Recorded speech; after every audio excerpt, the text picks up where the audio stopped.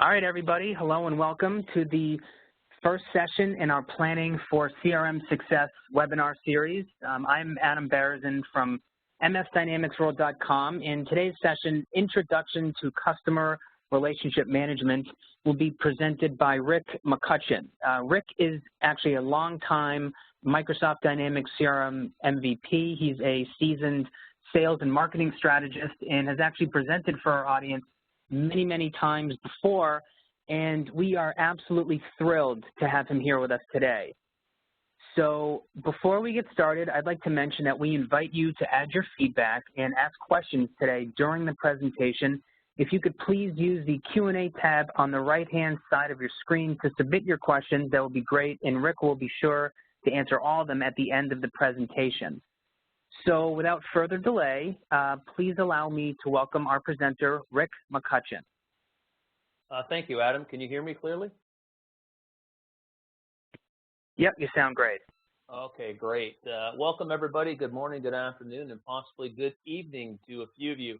My name is Rick McCutcheon. I'm a Dynamics CRM MVP and a CSP, Certified Sales Professional. So as you can see, my company's name is Full Contact Selling. So my life's work has been really devoted to the Salesforce Automation components within CRM, but I've worked on customer service, marketing automation, and many pieces. So the presentation that we're going to see over the next 3 days is really one that I put together because I did a lot of work around the user adoption of Dynamics CRM with many companies, and it came back to technically we can get a CRM system built, and even it's getting easier now that we have all these cloud solutions available to us. But what we're going to talk about today is really the non-technical stuff around planning for CRM success. What do we have to do with people? What do we have to do with process? And what do we have to do with the technology to get people to use it? So I've been in CRM for over 20 years now, and I've do a lot of work with end user customers on the strategy end. So I'm not the technologist who's going to come in and hook up the plumbing for you. I'm the guy who's going to work with your team to understand how to best use CRM for your business processes and in your business environment. I also work with companies and I do sales training for sales reps who are using mostly Dynamics CRM, and I help them be more productive with it. The other side of my practice is really training. So I train for MS Dynamics World. I train for Microsoft. They use me here. And they also have me speak at many of their conferences and events around Dynamics CRM, along with Extreme CRM and the CRM user group community. So I get a lot of exposure to a lot of end user customers and a lot of exposures to Microsoft partners, and I have ongoing discussions about CRM. So in our sessions today, we're really going to talk about the 3 pillars: people, process, and technology. I'm going to go through and just talk about the CRM applications. And really, planning for CRM success, a lot of it has to do with that CRM stack, especially in Dynamics. As many of you heard this week, 2016, the new version was announced in Europe at the Convergence conference going on there. And there's been a lot of acquisitions lately around Dynamics CRM that I'm sure people would like to hear about. We'll talk about Salesforce Automation, marketing, customer service, partner relationship management, XRM applications. Then we're going to talk about what's the real ROI on CRM, or how to position and talk to executives about CRM, C-level executives, customer experience managers, marketing team, sales team, IT managers, XRM development managers, and so on and so forth. So when you're out there, what's in it for them on the user side of things? Part 2, we're really going to talk about the CRM steps to success, which is going to happen at noon Eastern tomorrow. And again, part 3 will be noon Eastern on Friday of this week. So how to avoid CRM pitfalls, assembling your project team, how to put together a successful project plan, and then how to map out your business processes for new business development, account management, marketing, customer service. So a whole bunch of things around the user and business process side of CRM. And then finally, part 3 on Friday, building that successful user adoption program, winning with people, and managing change. Best practices for training, strategies for user adoption success, creating the culture of CRM. And this is really an interesting topic. I chair or facilitate the workshops for the user group community on user adoption for both SMB and enterprise. And what I noticed over the last few years is that the ones that really get it and really do well have created a culture of CRM. So we're going to be talking about that culture of CRM on Friday. Don't worry if you can't attend all 3 sessions. We're going to record these and post them so you can consume them at your leisure. So let's get started with kind of my philosophy on CRM. CRM is a business philosophy that lets you know your customers, prospects, and partners better, share information more thoroughly, and interact more completely. This is achieved by creating a system that integrates people, process, and CRM, and I should put related technologies in there because there's so much other technology that's coming into play with our CRM deployments, and those other technologies, I think, make CRM very, very powerful and are driving the CRM market. So another thing is our mantra for today is CRM is forever. It's different than a lot of technology projects. So if I put an email system in, it's up and running, I may have to maintain it, but people just use it. Not CRM. I'm going to install it or hook up to the cloud and start using it, but it's always going to change for me. The more I use it or the more my users get from it, the more they want to customize it, growing, get add-on products. And I'm going to talk about that this morning as part of that sort of plan of where you need to go when you're planning your CRM project. So Nucleus Research has come up with some really cool stuff that we like as CRM practitioners. They say with a return of $5.60 for every dollar spent, investing in CRM is a no-brainer. Further, that the investment has significant staying power as vendors add social marketing analytics and mobile access capabilities to their offerings. So in my opinion, this analytics and mobile access capabilities to their offering is really driving what's going on in that CRM world. Social is driving CRM as more and more companies are having people coming to them from Facebook, from LinkedIn, from Pinterest, or from ever, and accessing their organization. They're wondering, is this person a customer? Is this person one of our dealers? Is this person a prospect? Where do I store that information so we know who we're dealing with? And that's where we really start to see CRM as the sort of the base for all this, the foundation for customer, prospect, partner, your whole ecosystem, anything to do with a relationship, your suppliers, all needs to go in one place so we know who we're dealing with, that's CRM. And that's why we're seeing these numbers like $5.60 for every dollar. But you're only going to get a return of $5.60 when you do CRM the right way. And I think that's what we're going to try to do over the next 3 days is really start to say, what do we need to do differently or better to make this happen?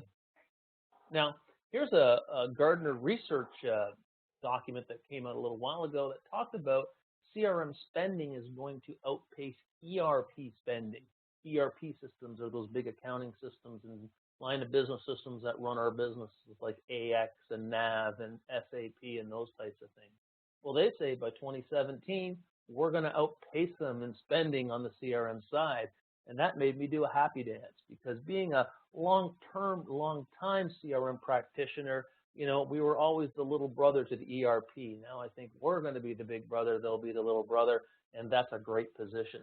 And I know I sort of, make a joke out of this, but really I think companies are moving in this direction because it's easier, faster, and cheaper to deploy applications in CRM, especially around Microsoft. We have what we call an XRM platform, and I'll talk a little bit about that later, that allows us to develop just about any application we want in the CRM system and deploy it rather quickly. So all the great benefits of CRM. So what is CRM? Well, I built these circles out when I was doing a partner relationship management workshop a few months ago because I wanted to really describe what partner relationship management.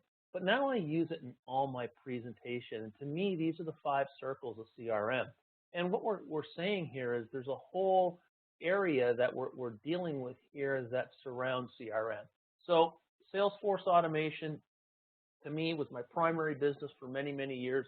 That's that top circle. That's where we get started in many, many organizations with CRM. It's probably like 80% of the CRM deployment today. But we really can't separate that because customer and prospect information comes in through, and partner information comes through Salesforce Automation into CRM. So we can't separate CRM from marketing automation. We can't separate CRM from customer service. We can't separate CRM or Salesforce Automation and CRM from partner relationship management. There's only one truth to the data. It needs to go into one place. Now, over the last, let's say, 24 months, Microsoft has done an outstanding job at pulling all this together. And the last bubble down here, XRM, is really why I feel Dynamics CRM is the real #1 choice for enterprise CRM deployments, is because it gives us a set of applications, because really CRM is a .NET application with a SQL Server backend, and we can just about build anything we want and add it to this circle. So if you're managing a piece of machinery, if you're managing a herd of cattle, whatever it is, you can build custom entities and add them to CRM, which then integrate it with the rest of your system. So when we start to look at the sort of the overall value of CRM and the way it surrounds all our relationships, it becomes very, very powerful for us.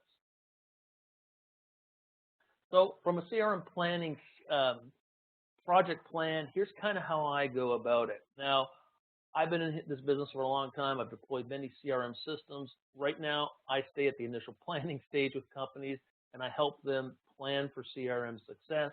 And then I do some work at the end with the user adoption and the training I provide people. But I have pretty good expertise right through. So in tomorrow's session, we're going to talk more about working through this plan. But for me, it's all about initial planning, doing a review, looking at what you're doing today, coming up with a good design, building out a system that works for people. And then on your rollout, you got to roll it out to people. You got to do the change management with the process, and you got to make sure the technology works for you. Then it becomes a user adoption program. Now, earlier I said CRM is forever. So here's what happens, right? As soon as we finish one program, we start the next. And as you start to deploy CRM, and I know there's some experienced CRM people on here that'll probably agree with me, it never stops. We can deploy it for lead management, then we want it for opportunity management, then we want it for customer service cases, then in comes the marketing automation, and then comes the BI reporting. So it grows and grows and grows, but there's a reason it grows. It grows because of the ROI available from one data and one truth of the data. So what are the moving parts of CRM? I'm going to quickly go through this Microsoft stack. And if you're not a Microsoft customer yet, this may be new news to you. If you're a long-term customer, you may know all or part of this. But the core functionality, the core piece is really Dynamics CRM. It's a product that's been around for at least 10 years now.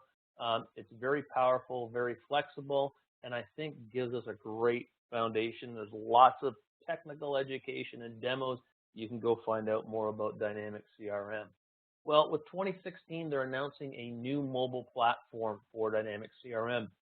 And I was privy to some of this over the last few weeks of being a Microsoft CRM MVP and seeing some of what's coming out.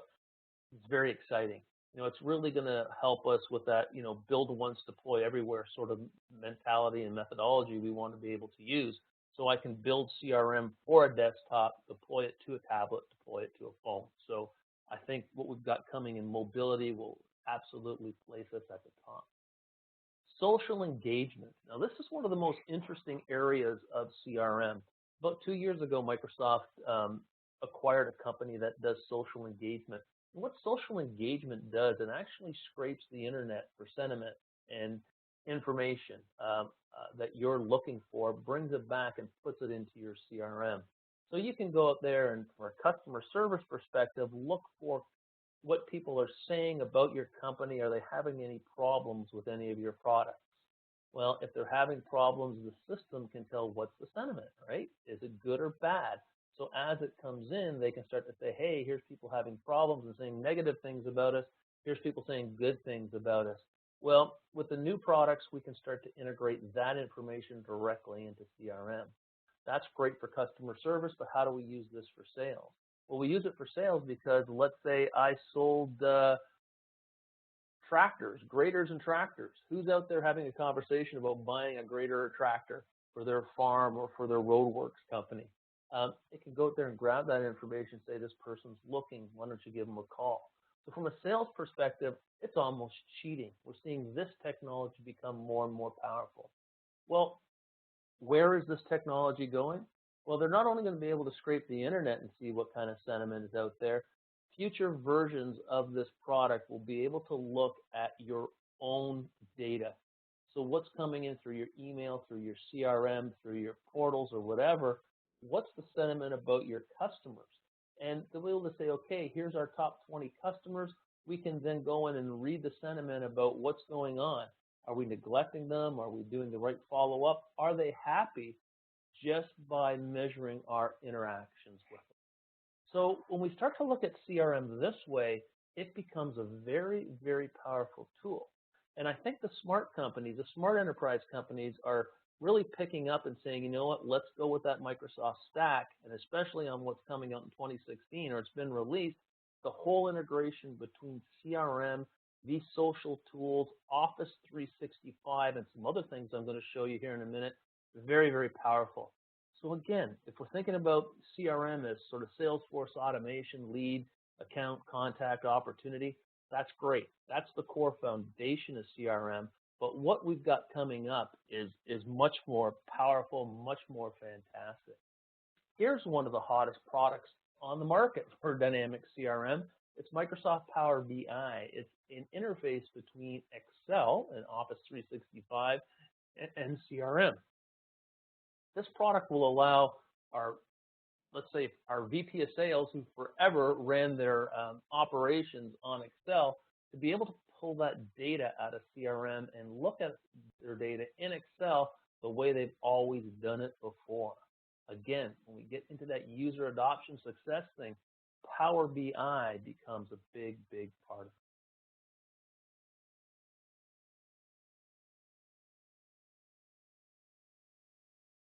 Okay, so some of the other pieces, insights for Dynamics CRM. I do a lot of work with this product, and what it is, it's a product called Inside View that's been licensed from a product that has been licensed from Inside View that Microsoft calls Insights for Dynamics CRM. This is a really cool tool built right into CRM Online. It's an extra item when you put CRM on-prem. What it allows you to go out and sort of look at the internet for all the data you're using. So for example, if I'm a sales rep and I get a lead from ABC company, Inside View can go out and tell me right away about who that company is, the people, the buzz, what companies they're related to, who they compete with. And with a few clicks, you can actually pull all that information right into your CRM system. So there's very little typing for a sales rep to do. Now, one of the beautiful things is I can go in and it'll give me all the executives, all the directors, all the VPs that they can find on as they scrape the internet. And I can take those records and I can link into those people. I can follow them on Twitter, and I can put them right into CRM and schedule a follow-up activity. From a sales perspective, this is one of the most powerful tools on the marketplace today. It comes free with Dynamics CRM. And you're going to hear me say free with Dynamics CRM a lot over the next hour or so, just because of the value that's being brought into this circle. So where does Inside View get their data? They scrape the internet for hundreds of sources. Twitter, Bloomberg, CNBC, Wall Street. They grab that information on companies, on YouTube, wherever they can find it, pull it into their database so they capture some of the best data that's out there. Just a note that this is a comparable product to data.com, which ships with Salesforce.com as an add-on. So I think Microsoft's strategy here is to buy all these companies, put them into our Dynamics CRM Online product, make it huge, huge value, whereas their main competitor right now, Salesforce.com, a lot of these products are extra. And here's another one. Microsoft just bought ADX Studio Portal. I've done a lot of work with ADX Studio Portals over the last couple of years, and really this allows you, ADX Studio Portals allows you to publish to the internet your CRM. So you say, well, what do I need to do that for? Well, a simple conversation would be, let's talk about the way you handle your customer service tickets. You know, are they emailing to you? Are they calling in? Do you have a self-service portal? Is it fully integrated into CRM? So it allows you to build an interface where someone could go in and say, hey, I'm having a problem with this product. And as soon as that product could be automatically steered in the direction of the right rep, a workflow could kick in and send them out the product information they need. This portal also has a knowledge base in it. It has a lot of really powerful functionality that you can build a web portal attached to your CRM for self-service. Self-service for customer service, self-service for your suppliers and your supply chain, as well as self-service for your reseller partners. And I've done a lot of work with what we call partner relationship management, where if you have distributors, resellers, vendors, franchisees, whatever you want to call them, you can interact where, let's say, their opportunities, their leads could be automatically fed into your system. You could feed information back out to them, all working from that one truth, your CRM system. So right now, this was purchased by Microsoft probably about 60 days ago now. It's still a separate product that attaches to Microsoft, but we're going to see some really cool integrations to portals and Dynamics CRM coming very shortly. Here's the big news. So Microsoft Field 1. Field 1 was a standalone field service product that was the #1 product in the Dynamics market for years. Microsoft earlier this year purchased this company and has taken their full field service application and embedded it into Dynamics CRM free of charge, right? So that's a big, big deal, right? So other companies will charge you 50, 100, 200K to add this to a CRM product. Microsoft has announced in the 2016 product, Field 1 is part of that. So this gives you full field service, scheduling, routing, everything you need for your field people. So again, we're planning for CRM success. What are we planning for? How much can CRM help us in many, many pieces and many, many areas of our organization? I'm almost done here, so don't worry. We're not going to be on Dynamics CRM for too long, but being a Salesforce Automation junkie like I am, this is really exciting news. Microsoft Fantasy Sales Team. All right, this is a product they, again, purchased probably sometime over the summer. It is a gamification application. So I don't know if anybody out there has looked at gamification, but I've done quite a bit of work in this area over the last couple of years.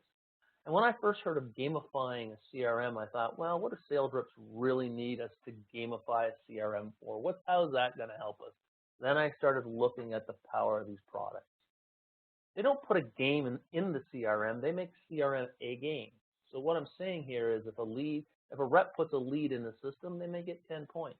They convert that lead to an opportunity, they may get 10 points. If that opportunity closes within 30 days, they may get a bonus 10 points. If they sell a service warranty on it, they may get a bonus 15 points. If that opportunity is worth more than $10,000, maybe they get a bonus 25 points. So you give points to your sales team for what they do and what they accomplish. Well, you can have a leaderboard in the office with who's winning the game, right? Who's ahead for this quarter, for this month, for this year. You can play many different games. You can say, here's the rookie game, here's the long time game, here's the account manager games, or you can even do, here's the customer service game. Who ends up closing customer service tickets the fastest with the highest level of customer satisfaction? You can build a whole bunch of different games by the task being created and completed in CRM. If this helps, sure, it may help the sales reps to motivate. But this company, Fantasy Sales Team, took it to a whole different level. Now they can have other employees outside of the sales team actually pick their fantasy sales team. That's awesome. So I can be, the guy in a loading dock can go pick his fantasy sales team and cheer the sales reps on about how much they're selling. You know, meet them in the parking lot and say, hey, why are you going home early? You got to go out and create some more leads or close some business. You're behind. We're going to lose. So I think it's a fantastic idea, fantastic product, and it's had some great success in the marketplace. I'm told this will ship early next year as free as part of Dynamics CRM Online. So when we start to pull all this together, you know, my 5 bubbles of CRM, you can see how all these applications working together make a big, big difference. So my sessions over the next couple of days is what is going to be sort of the non-technical things related to all this to get it to work. So there's lots of these add-on products out there that don't belong to Microsoft that can help you as well. So I always talk about these especially when I do the end user presentations, to say, okay, look at CRM and what can it do, but don't stop there. Expand it for whatever you think your business process needs are. I guarantee somebody wrote an application for it. Click Dimensions, #1 marketing product. Genbo software, HR applications sit on top of CRM. D&B and their databases all integrate the CRM. Easy Territory, real interesting product I've been looking at lately that allows you to go in and physically map out all your accounts, build out your territories, and feed everything back and forth to CRM. You know, build routes, you know, do all your time and territory management. Excellent little product hooks on the CRM. IPM Global, they have a product for construction management. If you're in the construction business, this is a whole bid management functionality that sits on top of CRM. eSign Live by Solantis, document signatures, Kingsway Soft integration, Zap BI, Expert Logic configuration, Expert Doc, highly secured documents in CRM, Intro Hive, which is another social tool. And again, I still have ADX Studio on here because the purchase was so fresh for your portals. So lots of stuff. And so when you're thinking of CRM for your business, think big, okay? Don't just get buy-in from marketing. Don't just get buy-in from sales. Get the whole organization to start thinking about, where do we have relationships? Whether we're buying, whether we're selling, where we're supporting, this all can be part of CRM. All be part of, you know, we can take the C off for customer, and it can just be business relationship management. So what's important when we're doing our planning or pulling things together for the first time is really understanding the needs of the CRM stakeholders. And when I explain this to companies, I say, who are your CRM stakeholders? Well, anybody who has a business relationship pretty much with the outside, right? Whether it could be your sales, could be your marketing, could be your legal department, customer service, your buyers, all have relationships from the outside that have a set of metrics, that have activities, that, you know, need to be sort of managed and monitored, and processes they need to use. This is what we use CRM for. So I'm going to go through the next couple of slides and say, okay, when we're talking to these people, what do we say?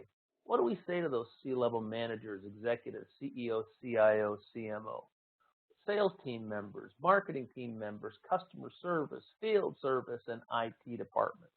All are stakeholders in our CRM deployment.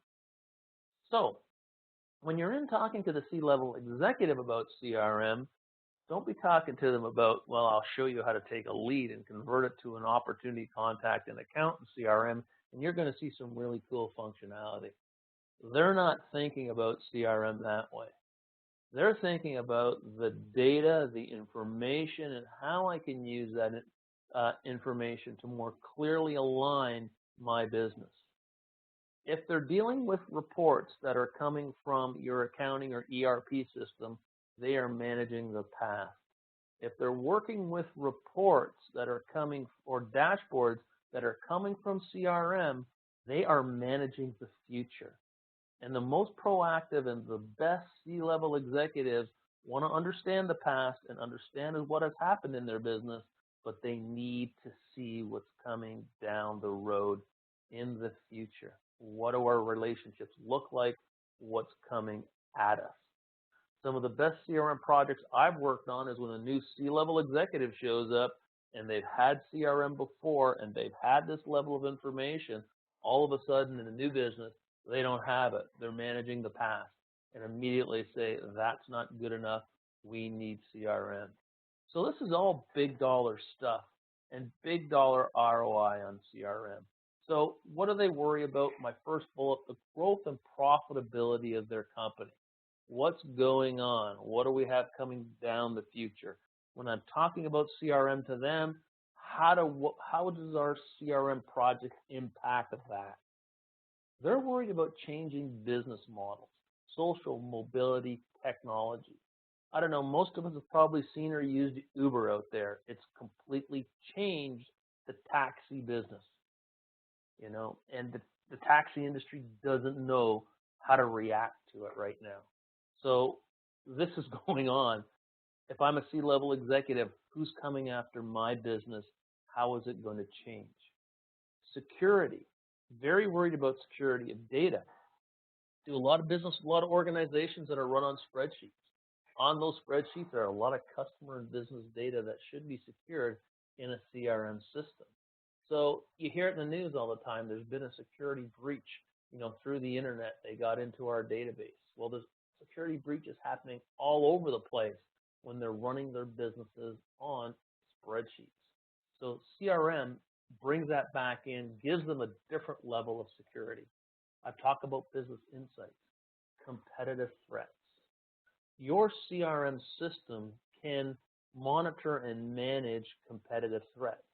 And if I went out there and I looked at 100 CRM installations today, about 90 of them would not be using that competitive profile in the opportunity manager to see who we're competing against. This is one of the areas, if I'm talking to C-level executives and I say, you know what, we want to monitor who we're competing against, who we're winning and who we're losing to across all our divisions, across all our territories. The ROI on that alone pays for almost any CRM project out there today. Little things that mean a lot if you position it properly. Operations efficiency, company valuation, ROI on the investment, and you know what? They need to satisfy their board of directors. They have to manage their business forward and give them the kind of reports and insights back to their board. So CRM means a lot to these people. And I think these people are driving CRM in many, many organizations today just because they need the information. Marketing challenges. Marketing's total change over the last 10 years. In our session tomorrow, we're going to talk about the changing buying process. It's gone through incredible change in the last 10 years. Is the business development process in your organization changed to meet it? That's always the question. And it's the marketing people who drive a lot of this. They're worried about the impact of social media, personalized communications one-to-one, not only going out, but coming in. People can get to our VPs, they can get to our president through LinkedIn, right? They can go and talk to them, right? Do we know who these people are? Again, this is back to marketing.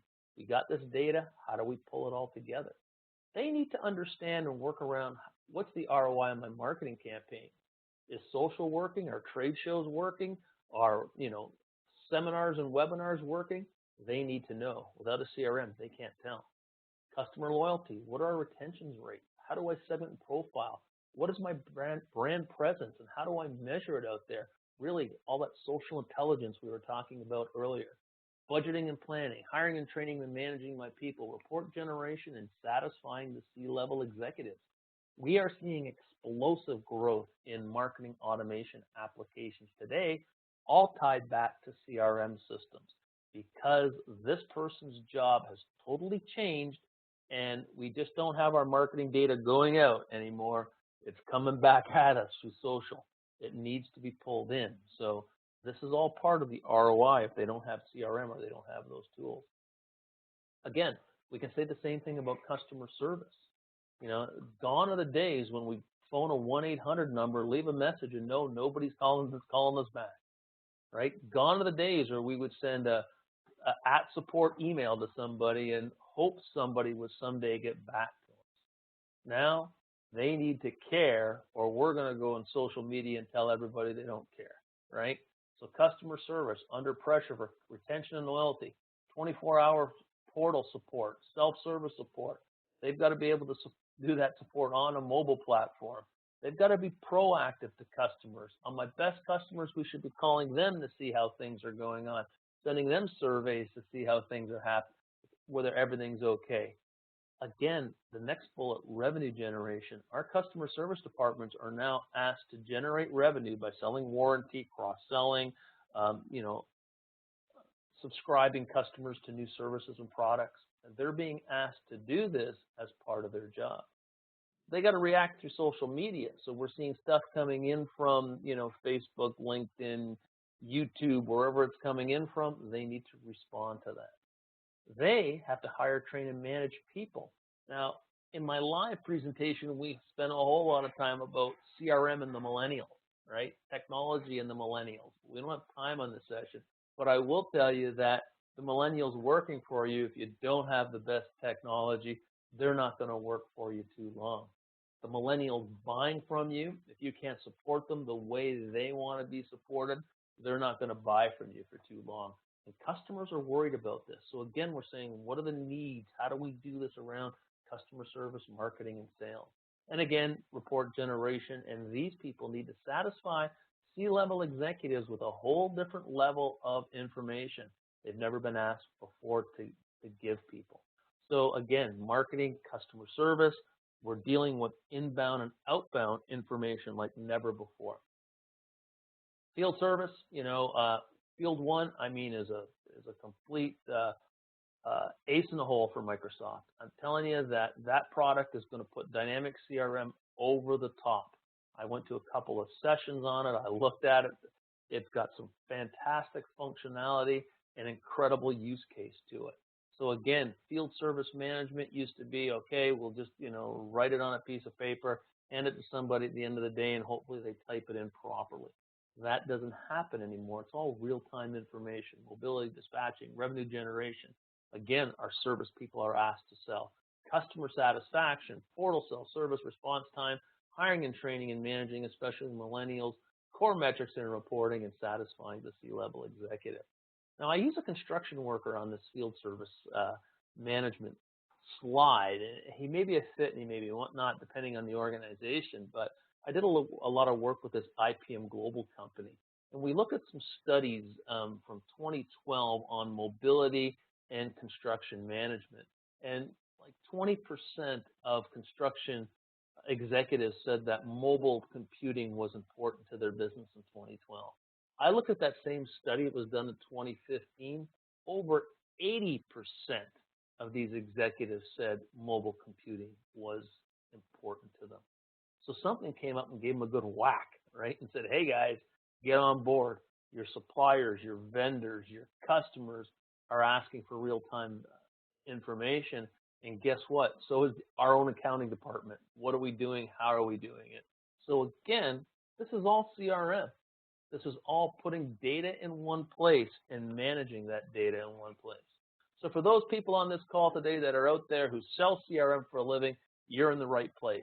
For those people out there who administrate or are project managers, you're in the right place because this business is taking off like never before because we've got to find a way to manage that information. So that's a good news story for today. Again, we could talk about the IT management. It's about cloud versus on-premise, convergence of technology, Internet of Things. Everything's being tied to the Internet. Again, we're dealing with more data, mobility, bring your own device, for customer service, marketing. Everybody, sales, has a mobile device out there. How do they manage it? So again, when we're talking to them about CRM, this is what they're concerned about. Not about lead, opportunity, account. They figured, the big 3 or 4 CRM applications have what people need to use. It's how do we deploy them across the enterprise. Now, this is my favorite person in the world since I'm a Salesforce Automation guy. How do we talk to that director, VP of sales about CRM? Of course, they may want to see a lead account management type scenario being demoed to them, but that's not the big ROI. We could do that back in the golden era of CRM, back in the days when we sold ACT, right? We could do that lead account management, contact management thing, but there's more to it now. there's more moving pieces. There are more important things that people expect out of CRM. So when I'm talking to the director or C-level executive in charge of sales, I'm talking about what are you doing to generate revenues and profits. I'm talking to them about the changing buying process of their customers. We're going to go in detail tomorrow, but what I'll tell you, if you've got a bunch of salespeople running around with a bunch of brochures, that's not getting the job done anymore. The whole buying process has changed. There's been reports out there that we're going to see, a decrease in sales professionals by 20 to 30% by 2020, right? Just because so much is going to be self-service, so much is going to be online, so much is going to be handled by inside sales teams. Again, we'll talk about that tomorrow. What is that changing buying process? Have you recognized it? Have you seen it? It's funny, I'm doing an industrial company right now, and one of the owners, it's a family-run business, was sitting next to me in one of these planning sessions. And I was talking about this. He goes, "You're right. I was watching one of the guys in my office buy a furnace." He says, "When I used to go buy a furnace, I, talk to one or two contractors, or I would, head over to Sears and have a look at a furnace." He says, I listened to him for an hour, go online and talk to people, do all his research, get all the facts that he needed to know about furnaces before he talked to anybody. The buying process has changed and will change for every industry out there. So this is what this person's thinking about. How do I keep generating revenues as this changes? New business development, where do I find new customers? Account and territory management, again, how do I know if I'm aligned properly to get the best use of my sales team's best use of my marketing? Channel management. This is this whole partner relationship management thing I talked about earlier. How do you manage that information that gets sent out the door through an email most of the time to a partner in China, to a partner in Australia, to a partner in South America? What do they do with it? Who are we competing against? I need better intelligence in order to improve the way my channels work. Hiring and training and managing people. It's very, very difficult today to get these millennials, and I keep kind of putting them into a group. It's not for, they're not all the same, but if I talk to them as a general group, get them to become sales professionals. It's maybe a dying art. So unless I have the best tools, the right tools for these people to use, I'm not going to be able to track and keep them. My sales manager here worries about competitive threats. They know the value of the competition. In fact, I do a lot of sales coaching. If I sit there and I'm going through a sales pipeline, the first thing I ask about a deal is, who are we competing against? It has all the, we need all that information in order for us to decide how do we position our product to compete. So in CRM, I want to talk to them about how do you manage competitive threats today, right? And how do you manage who you beat, but more importantly, who you lost? And how do you get better all the time? This is important to them. If I can deliver this list through CRM, it's worth millions of dollars to them. So again, they got to do a lot of report information. They got to do a lot of work around compensation management. They got to satisfy that CEO. So a lot of information, a lot of things are happening here where CRM is very, very important to them, but not as an application, as a way of doing business. That's why CRM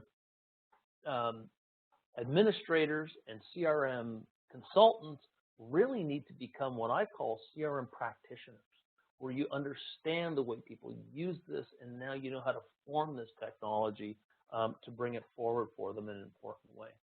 So in the world of selling, we have leads, prospects, and customers. If you don't use CRM or don't use it right, you got this mess on your hands. And when you have this mess on your hands, you can't get any intelligence about what's going on. Things are falling through the cracks. It's costing you money. It's probably costing your company millions of dollars by operating this way. But you know what? That's the way we've always done it. So we want to deploy CRM to get it to this, to make it nice and simple and clean. And we can do that with CRM. The technology is there today to be able to do this at a very low cost, considering what it cost us 20 years ago to do this. So the costs are coming down, functionality are going up. The practitioners are there to help you. It's just a matter of getting that. So we go back to talking to sales executives about CRM, I always use this slide, and this is one of my killer slides, okay? So I say, if we can use CRM to make small improvements in your sales process, we can have tremendous results. Currently, if you have a 20% closing rate on leads coming into your organization, well, I'll tell you, if they don't use CRM, they're probably never going to be able to tell. But let's say we'll use that number 20. Let's say we go and we deploy CRM. Let's say we go and we train everybody. Let's go and we say we hook up Inside View so they can see more prospects. Let's say we use social listening so we can find better leads. Let's say I can look at a pipeline as a VP of sales and know who I'm competing against, see all my opportunities, see our tasks, see what we're going to do next, see all the notes around the opportunity. Could we get better at closing and move that closing rate from 20 to 30%? Well, if we move our closing rate on those leads from 20 to 30%, we just increase sales by 50%. When you look at it this way, it changes the way we look around CRM or about CRM, right? It just changes everything. We don't think of it as a piece of software anymore. We think about it as a way to do business better. We think about it as taking all this data that's all over your organization and putting it in one place so people can work with it to improve the way they do business. So when I'm planning for CRM success, I'm planning about the big picture. How can I pull this data together to make our company better, to make your company better? And this is all sort of about this planning. So, you know what? I'm going to come back to this slide a little bit later. Right now, I'm going to talk about Salesforce Automation objectives. When I'm looking at how to do this with Salesforce, and this is the example I'm going to use throughout the next couple of days, Salesforce Automation. Hey, I'm sorry if you're doing a customer service or a field service management project right now. This is the one that is core to me, and I think core to many people. And I think you can use the examples that we use over the next couple of hours to really sort of help you plan your own system. So Salesforce Automation, I look at 4 areas: leads and prospects, quality, quantity, source, cost, and close rates. I look at my customers. I look at retention, upselling, referrals on relationships. I look at activities. What kind of calls, meetings, and tasks are we having with them? And really around marketing automation is a big part of this activity. Competition, who, where, why, and how. What do we know about the competition so we can get better at beating them? So when I'm talking to that director, VP, executive of the sales department there, if I talk to them about these metrics, they listen.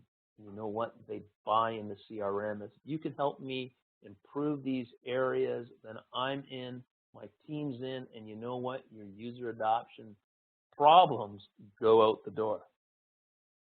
So, again, when we're selling to the sales team, I sell about change in process, but I also talk about time management.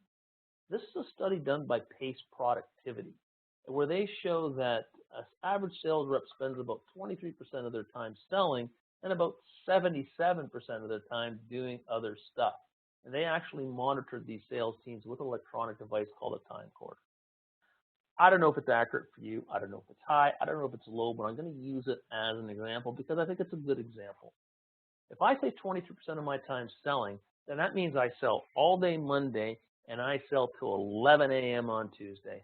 Then I shut down my sales team for the week and I have them do stuff, which doesn't sound very good, does it?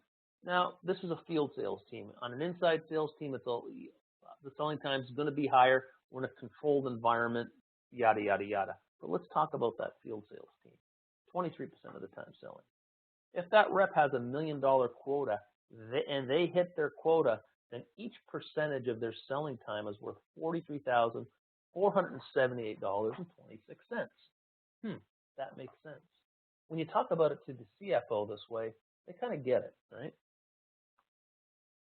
Therefore, if we can use CRM as a mechanism to improve sales processes, eliminate a lot of the duplicate work they're doing, can I increase their performance? The answer, I think, is an obvious yes. So if I can increase their performance through increasing their selling time, what does that mean? Well, at 23% of my time, if I can sell $1 million, then at 30% of my time, theoretically, I should sell 1.3 million. At 40%, that's only selling less than half the week. I should be up around $1.7 million. That's an incredible performance difference. And when I talk to CRM and about executives, we talk about this. What can we do to improve processes? Well, if you don't have a CRM system, there's not a lot you can do because you're working on that nest I showed you earlier. But if we can improve processes, this is the kind of impact and the ROI we can see from Salesforce Automation, customer relationship management, marketing automation, everything. And I think this is why that study I showed you at the beginning said there's a $5.60 return for every dollar you spend if you spend it right. So when planning CRM projects, we need to be better and better at talking about this and presenting it. So let's take a last look at this ROI around why customers leave. This is an old study done by Bell Phone Power, but I think it's really relevant, especially to companies who don't use CRM. I go into companies who don't use CRM and I ask for a customer list. They send me to the accounting department. And in the accounting department, they got somebody from payables, receivables in the database, right? They don't have the office manager, the VP of operations, the head of technology, who we're actually selling to and have relationships with. That data is out in a rep spreadsheet somewhere. So what happens? Customers leave. So according to this study, the number one reason customers leave is neglect. We may have somebody on an email list that we may spam every couple of weeks, but is it the right person? Do we have the people we're actually doing business with in our database? Unless we have CRM, I'm going to say the answer is no. An absolute no. And I've been into hundreds of companies evaluating this whole CRM process thing. This is a real problem. They don't even have their customer data. That customer data exists with a salesperson who may or may not be working with you next year. And when they leave, they stay in their industry and they take your customer data with you. And guess what? Unless you have a CRM, you don't even have a copy of that information of who you're doing business with. Again, time and time again. So back to the planning. And I think I tell you all this not just because I'm trying to scare people. I'm trying to say, you know what? This software has real value, right?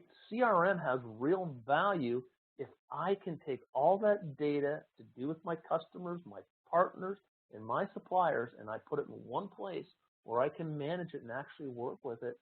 We can eliminate a lot of these things. So what's a customer's worth? I made this up. You can put in whatever numbers you want, but what I'm going to tell you is those numbers become very big. So if a customer bought from your company for 5 years, gave you 25 orders per year that were worth $500, then the lifetime income from a new customer would be 5 years times 25 orders times 500, or $62,500. If the gross margin was 30% on that new customer, then the lifetime value of that customer is $18,750. You have 1,000 customers, it's $18 million, 5,000, $93 million, 10,000 customers, it's $187 million. Okay. Now, when I meet a sales rep who tells me that they don't have time to put the data in the CRM system, this is the slide I pull up. That customer's worth $18,750. Get the data in the system. It changes the attitude of your company about what's that customer data worth and how much should I invest in time and resources into getting this data in one place. So today we kind of, went through CRM, the moving pieces of CRM, what's in it for the executives, what's the real ROI, what's the value. And at the end of the day, the value is the data. The data is worth millions of dollars to most organizations. And when they start thinking about CRM that way, it just completely changes the attitude about the project. It becomes a high-level, important project run by important people with timelines, and people start to understand that the longer we work this way, the more money we tend to lose. So how do we get CRM to work for us? This is an old Forrester research report from, I think it's 5 or 6 years ago, but they talked to 58 CRM decision makers. And this is what they told them. What best practices are you implementing to get more value from your investments in CRM tools and technology? Number one, promote user adoption. And how do we promote user adoption? They've got to see value in the system. We talked about that today. Define business process alignment. Tomorrow's session, I'm going to show you how to define business process alignment. Number three, reinforce executive sponsorship. We did that by talking to the executives about how CRM was going to help them. And the last piece I'm going to talk about is enhancing data management, right? Those are the 4 areas that the decision makers came back and said are important. And I love this report because it kind of falls right into how I talk about CRM and what we need to do. You know, there's nothing in here about the technology and fine-tuning and getting it to work better, right? It's really about how do we get the whole thing, how do we get our company to have a culture of CRM so all this stuff becomes embedded into it. So, building a repeatable CRM process. Tomorrow, this is going to be exciting. We're going to talk about why the business process has changed. 57% of sales cycle is complete before a prospect reaches out to your sales team. We're going to talk about the buying process. And I think this is some of the most exciting topics that we look at is how social media has impacted, especially the B2B, but maybe even more so on the B2C sales or buying process. So I think we've got some pretty exciting stuff to come to show you tomorrow. So if you want to reach out to me, I'm Rick M at Full Contact Selling. There's my contact number. Link into me on LinkedIn, and I'll put you into one of my CRM groups, and you'll be updated on different webinars and sessions that I do across North America. And when I'm having another MS Dynamics session, I'll make sure that you know about it. Hopefully you or your team can join us for the next 2 days. And right now, Adam, I'm going to leave it open for a little bit of Q&A if anybody has any questions. Great. Thank you, Rick. So as I mentioned at the beginning of the session, if you want to type in your questions on the Q&A tab on the right-hand side of your screen, Rick will be sure to get to them. Rick will give people just a minute or so to kind of collect their thoughts. I usually get a lot of questions about, comparing Salesforce.com to Dynamics CRM.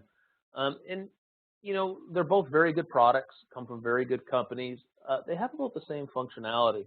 But we're seeing with Dynamics CRM, we're seeing the price point value become very, very strong, where we're getting more and more of the product integrated at a fixed cost. So I think CRM is something like $69 per user per month for online, and you get 4 or 5 applications that you have to pay more for on the other side of things. But I think the real power too, if you're a Microsoft shop and you use Outlook and you use Excel and those types of things, you're going to see that the integration that's coming out within this Microsoft world is becoming very, very powerful. Okay. So do we see any questions yet, Adam? No, not yet. So Tom says, I don't know this was supposed to be a sell on CRM or more products. I'm sorry, Tom, that you felt that way. I think I was trying to emphasize the size of CRM, right? It's not just about that core component anymore. It's all about what surrounds it, what can get you going with your business, and the value of data. I think the value of data to your ecosystem and all the pieces of that ecosystem are very, very important. And I think that, starting with CRM and just the core components of CRM are going to keep most companies busy for at least 18 to 24 months. But I wanted to paint the picture for everybody because most people don't really see the big picture, that big ecosystem of products built around CRM.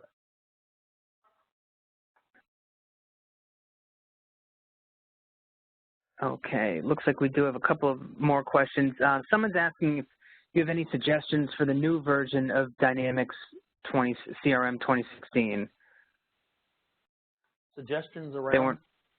Yeah, that's all this person wrote. Maybe if they can elaborate a little bit more, I think that would be good if there's any specific things that they want to know about the new version of Dynamics CRM.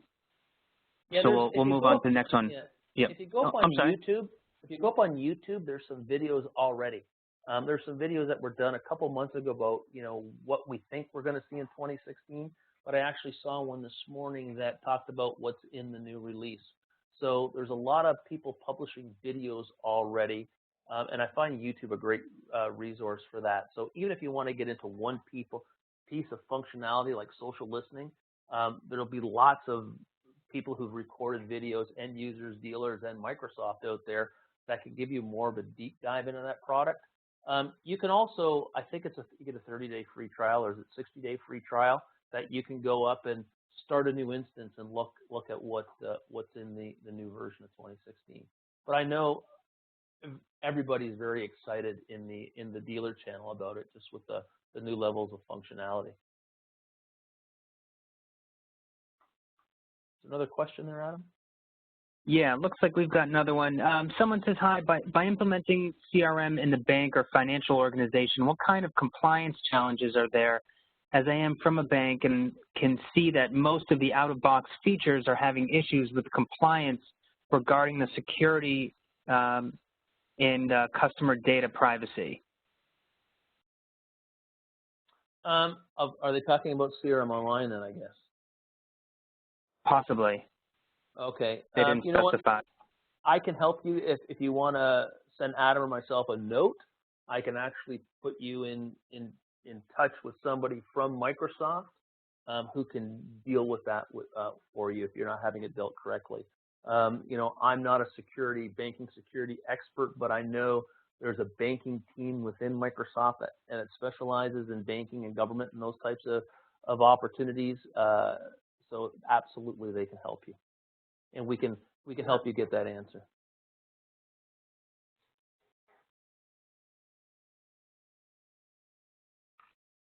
If we want to talk about 2016 a little more, one of the things you should look at is the OneNote integration.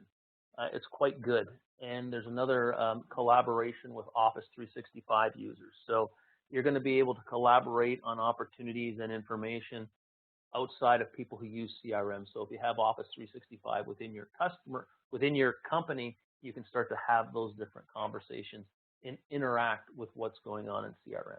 Sorry, Adam, go ahead. Oh, no. I was just going to say, yeah, that the person that asked that question before, they did specify it's customer data in CRM Online. Okay. So, yeah, if you want to take that offline, we can certainly help them. Sure. Okay. All right. Let's see. The good news, everybody, is like CRM is alive and well, and it's growing so fast. And if you have a chance to go to your local CRM user group, and I can help, if you contact me, I can help you direct you to where you got to go for that, or get to the Microsoft User Group Conference. We just had it in Reno in October. I mean, we had 1,000 Microsoft CRM users in one place talking about what they're doing with this product. It's excellent.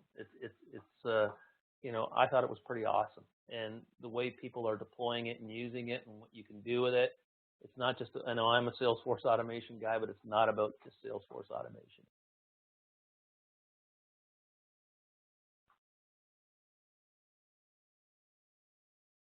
All right, it looks like that's all the questions that we have.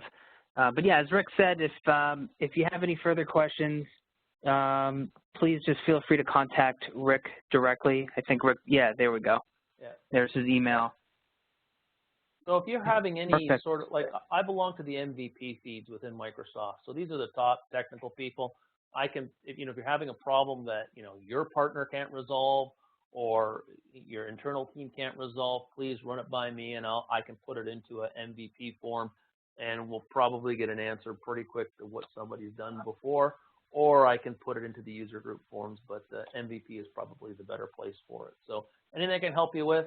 I don't sell any CRM, so don't get worried. I'm not going to try to sell you any one of the products that I showed you here today because I don't sell any of them. I'm really a strategist around this, and I do a lot of work within Microsoft. That's why I'm so familiar with it. So, Adam? Great. Yeah, thanks, Rick. I really appreciate you taking the time today, and thanks everybody for attending the session. And session's recorded, and we'll send you the link to the posted recording probably sometime next week. Thanks a lot, everyone. Thanks, everyone. See you tomorrow. Yep. Bye-bye.